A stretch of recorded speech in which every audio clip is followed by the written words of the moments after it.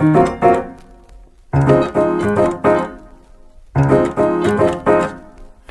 그리 다운돼 있어 뭐가 문제야 say something 분위기가 겁나 싸해 요샌 이런 게 유행인가 왜들 그리 재미없어 아 그건 나도 마찬가지 Tell me what I got to do 급한 대로 블루투스 켜 아무 노래나 일단 틀어. Baiklah, hari ini Misirin akan melaksanakan aktivitas pembelajaran untuk kelas CBRI. Kelas CBRI-nya adalah kelas 11 IPA dan Bahasa SMAS Modern Media School. Topik pembahasan kita hari ini adalah tentang unsur-unsur yang terdapat dalam teks drama. Apa saja unsur-unsur yang terdapat dalam teks drama? Kamu bisa menyimak paparan materi yang akan disajikan berikut ini, dan sementara kamu menyimak materi tersebut, bisa kamu belajar terlebih dahulu. Bye-bye!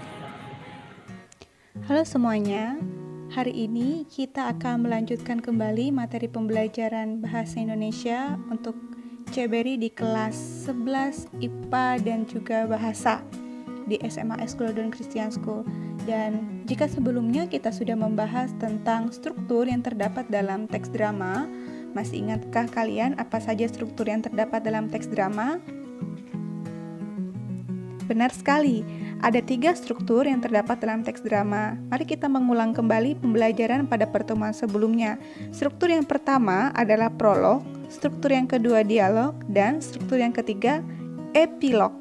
Di dalam struktur yang kedua, yaitu dialog, ada beberapa bagian lagi, yaitu ada bagian orientasi dalam dialog, kemudian ada bagian komplikasi dan juga bagian resolusi. Setiap bagian-bagian di dalam dialog ini akan ditentukan lagi, ada beberapa adegan-adegan disesuaikan dengan struktur masing-masing yang terdapat dalam drama tersebut. Nah, itu untuk struktur yang sudah kita pelajari di pertemuan sebelumnya. Dan untuk hari ini kita akan membahas tentang unsur-unsur apa saja yang terdapat di dalam teks drama.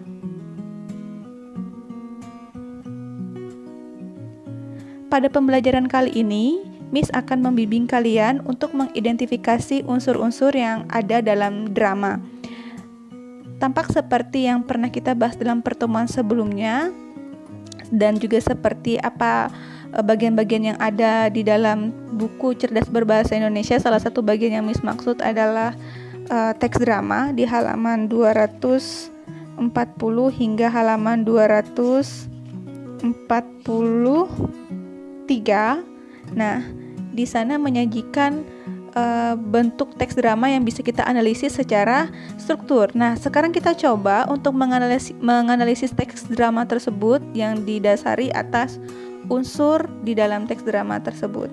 Namun, sebelum kita membahas apa saja bentuk atau seperti apa unsur yang terdapat dalam teks drama itu, kita pahami satu persatu dulu apa saja unsur-unsur yang ada dalam teks drama.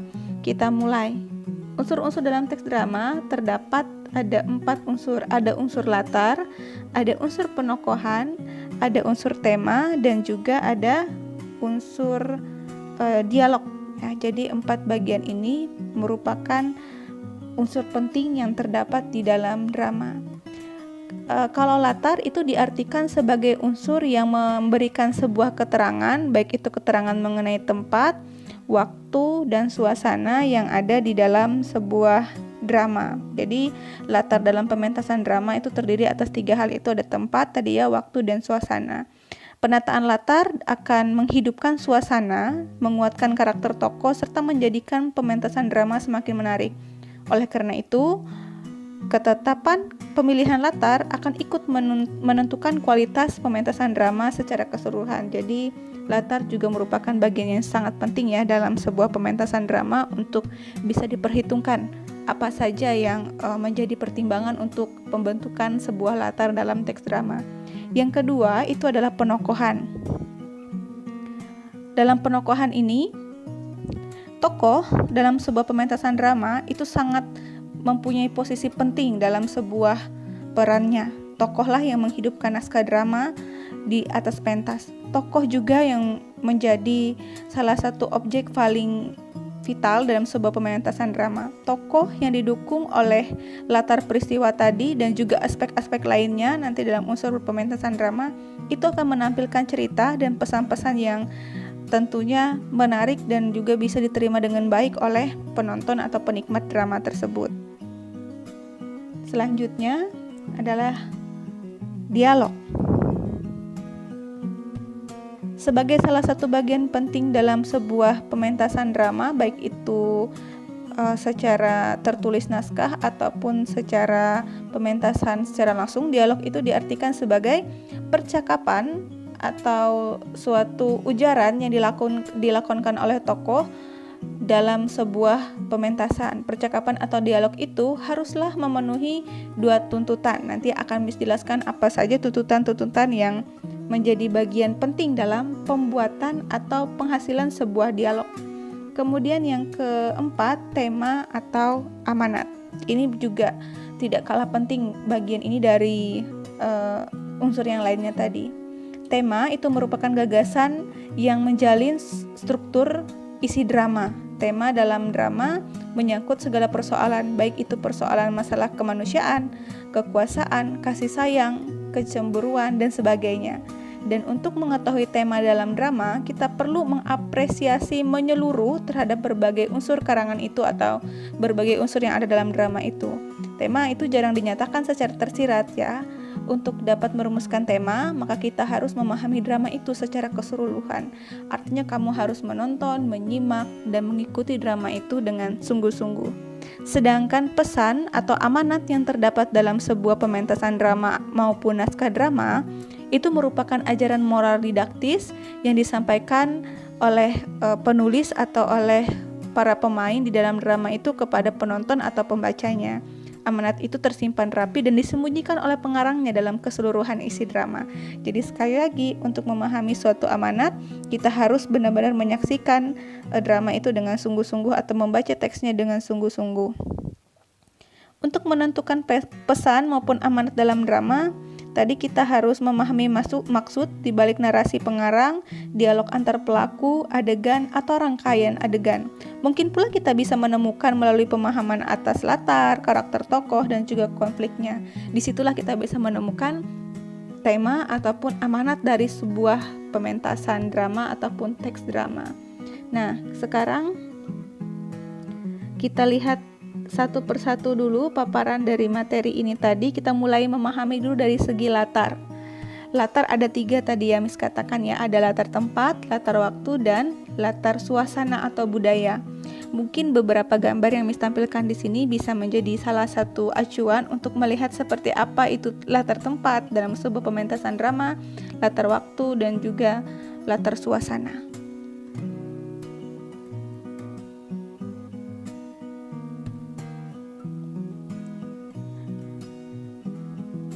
Kita mulai dari latar tempat. Latar tempat yaitu penggambaran tempat kejadian di dalam naskah drama. Misalkan seperti latar itu ada di rumah, di medan perang, di meja makan, di sekolah, di pasar, dan sebagainya.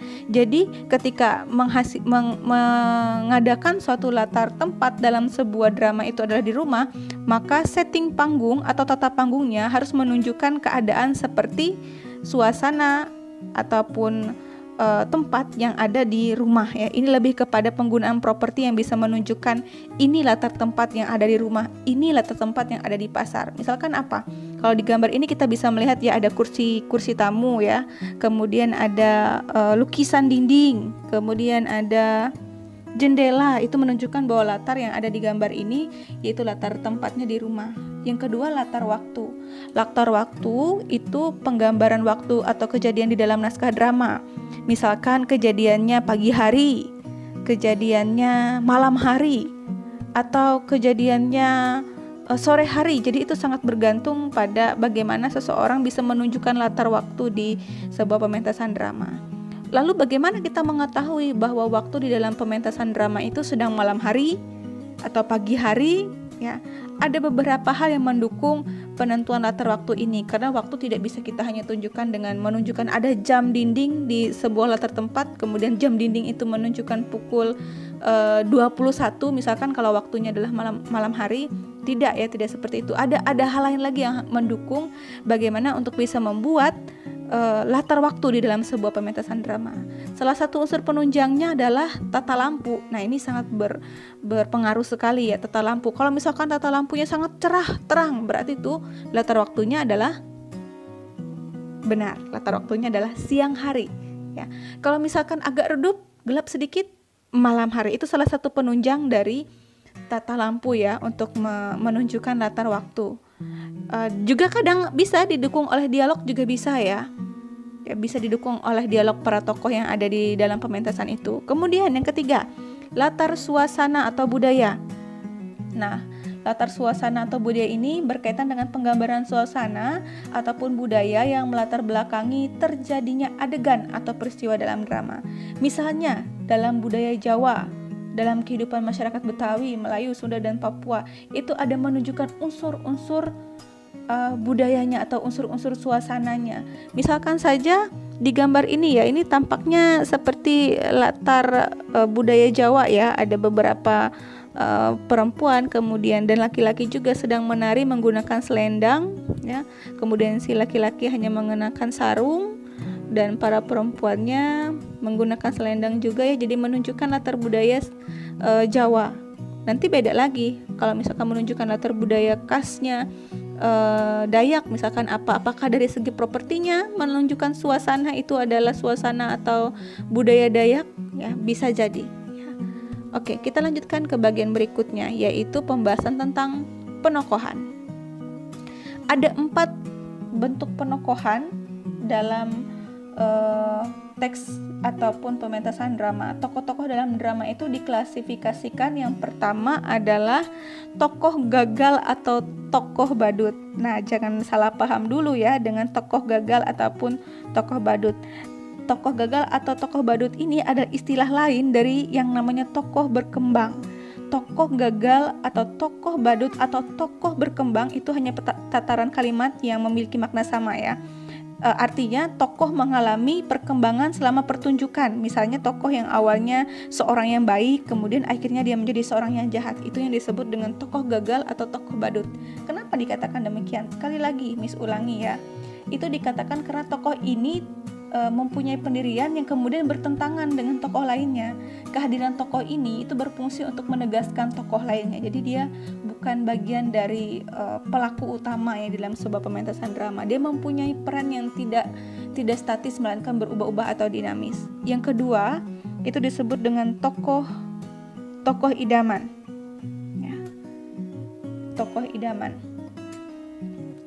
Tokoh idaman diartikan sebagai tokoh idaman di sini diartikan sebagai seorang tokoh yang berperan sebagai pahlawan atau karakternya yang gagah, kemudian karakternya yang berkeadilan atau karakternya yang terpuji. Ya, ini dia tokoh idaman. Atau bisa dikatakan juga tokoh idaman itu adalah tokoh serba bisa. Nah, tokoh serba bisa ini merupakan tokoh yang dapat berperan sebagai bagian dari sebuah drama yang mana dia bisa menjadi tokoh yang berperan sebagai orang yang hebat atau orang yang luar biasa di dalam drama itu ya. Seorang yang menjadi pusat atau titik suatu pementasan. Tetapi dia juga bisa berperan sebagai orang lain. Ini sebenarnya tokoh gagal dan tokoh idaman ini hampir-hampir sama ya. Hanya saja bedanya tokoh idaman ini dia lebih kepada hal yang bersifat luar biasa yang dilakukan oleh tokoh, atau dia tokoh yang berpengaruh di dalam sebuah pementasan drama itu. Kemudian ada tokoh statis. Nah, dari katanya saja tokoh statis ya. Artinya tokoh statis ini memiliki peran yang tetap atau sama, tidak ada perubahan dari awal hingga akhir cerita. Ya, tokoh statis ini tidak mengalami perubahan, terutama perubahan karakter dari awal dia memainkan sebuah perannya hingga akhirnya. Misalnya saja seperti seorang tokoh berkarakter jahat, maka dari awal hingga akhir drama itu dia berperan sebagai orang jahat. Lalu yang terakhir dalam penokohan itu adalah tokoh yang berkembang. Ini kebalikan dari tokoh yang statis tadi. Oh maaf, sudah dibahas ya. Tokoh yang berkembang tadi tokoh pembantu ya. Maaf, ini tokoh pembantu. Tokoh pembantu ini dinyatakan sebagai salah satu karakter yang tugasnya adalah sebagai penegas atau membantu untuk menonjolkan tokoh lainnya ya, atau disebut dengan minor karakter. Dia berfungsi sebagai pembantu saja atau tokoh yang memerankan satu bagian penting di dalam drama, tetapi fungsi utamanya tetap sebagai tokoh pembantu. Nah, itu tentang tokoh. Oh ya, mungkin kalian ada yang bertanya, Miss, kalau protagonis, antagonis, dan tirtagonis itu termasuk penokohan tidak? Ya, termasuk penokohan. Penokohan itu dibagi jadi dua. Satu, penokohan itu diartikan sebagai tokoh. Yang kedua, tokoh itu diartikan sebagai bagian dari watak. Jadi protagonis, antagonis, dan juga tirtagonis itu adalah penokohan dari segi watak. Kalau protagonis, tokoh apa? Tokoh yang memiliki watak apa? Ya, tokoh yang memiliki watak yang menampilkan sisi atau bagian kebaikan. Kalau tokoh antagonis, ya tokoh penentang ya, diartikan dia menentang apa yang dilakukan oleh tokoh protagonis. Lalu tokoh tritagonis, tentunya mendukung, apakah dia mendukung yang protagonis atau justru kebalikannya ya, mendukung yang antagonis. Jadi tritagonis ini dia ada dua bagian, satu pendukung, satu penentang ya, dari protagonis ataupun antagonis. Itu tentang penokohan. Oke, selesai bagian penokohan, kita lanjutkan ke bahasan berikutnya, yaitu tentang dialog ya. Tentang dialog yang berikutnya ini. Oke, dialog ini tadi ya bagian penting, dan tadi Miss sempat menjanjikan akan menjelaskan bahwa ada hal yang harus diperhatikan atau hal yang harus dipenuhi untuk membentuk atau menjadikan sebuah dialog ya. Dialog dalam pementasan drama itu ada dua hal yang harus diperhatikan. Pertama, dialog itu harus turut menunjang gerak laku tokoh. Yang kedua, dialog yang diucapkan di atas pentas itu harus lebih tajam dan tertib daripada ujaran sehari-hari. Jadi ini sangat berbeda ya antara seseorang berdialog saat dia berbicara atau bercakap-cakap sehari-hari, itu berbeda ketika dia memerankan suatu lakon di atas pentas. Untuk yang pertama, dialog harus turut menunjang gerak laku tokoh. Jadi di sini maksudnya dialog itu haruslah dipergunakan untuk mencerminkan apa yang telah terjadi sebelum cerita itu, apa yang sedang terjadi di luar panggung selama cerita itu berlangsung. Harus pula dapat mengungkapkan pikiran-pikiran serta perasaan-perasaan para tokoh yang turut berperan di atas pentas. Jadi kompleks ya. Nah, itu yang pertama. Yang kedua, yang dimaksud dengan dialog yang diucapkan di atas pentas lebih tajam dan tertib daripada ujaran sehari-hari. Tidak ada kata yang harus terbuang begitu saja, maksudnya ya. Para tokoh itu harus berbicara dengan jelas dan tepat sasaran. Dialog itu disampaikan secara wajar dan bersifat alamiah, tidak dibuat-buat ya. Itu dari dialog. Kemudian yang terakhir yaitu tema atau amanat tadi. Tema atau amanat ini sepertinya terulang materi sebelumnya ya. Baik, tapi misalkan paparkan dulu tentang tema dan amanat ini. Tema dan amanat itu seperti yang dijelaskan pertama tadi, kita bisa menemukannya secara tersirat ya. Tersirat atau tersurat?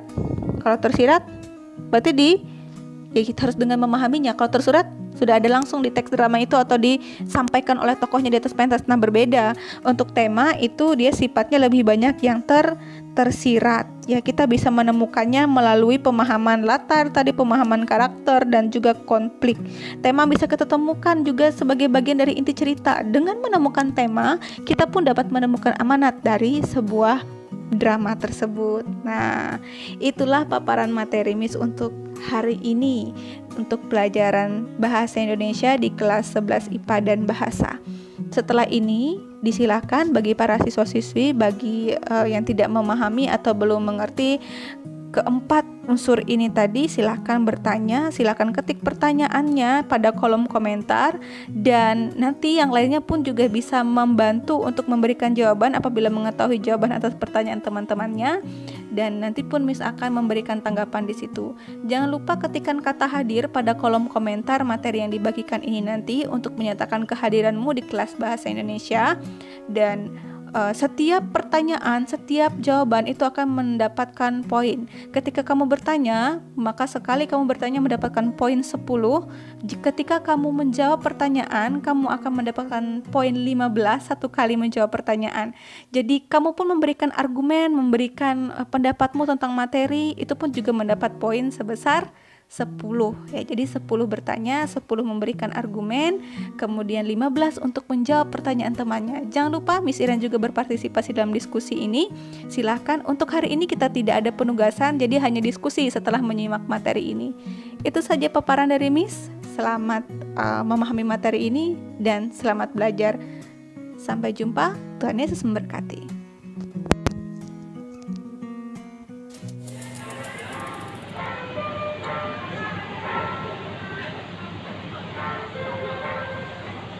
Baiklah, demikianlah tadi paparan Miss Iren tentang unsur-unsur yang terdapat dalam teks drama. Diharap kamu bisa memahami setiap bagian yang sudah dijelaskan tadi, dan jika ada hal-hal yang masih belum kamu pahami juga, kamu dapat bertanya pada kolom komentar yang terdapat dalam Google Classroom.